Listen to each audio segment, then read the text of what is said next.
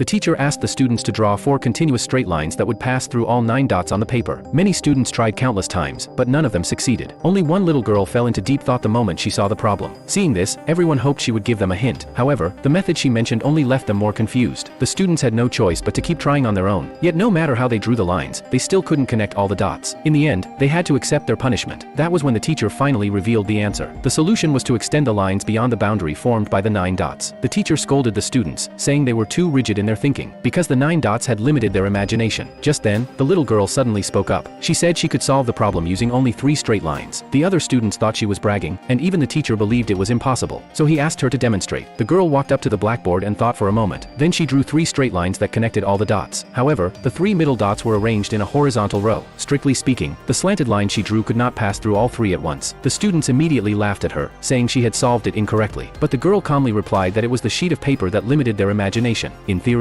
if the paper were large enough, the lines could be drawn long enough, and the angle of the line could become small enough. When that angle becomes so tiny that it can no longer be measured, the line approaches a perfectly horizontal line. That infinitesimal angle would allow the line to pass through all 3 middle dots at the same time. As the teacher pictured this in his mind, he suddenly understood. It was then he realized that the little girl was the true genius. The teacher admitted defeat and canceled the punishment for all the students. Can you think of another solution? Drop it in the comments and let's talk about it.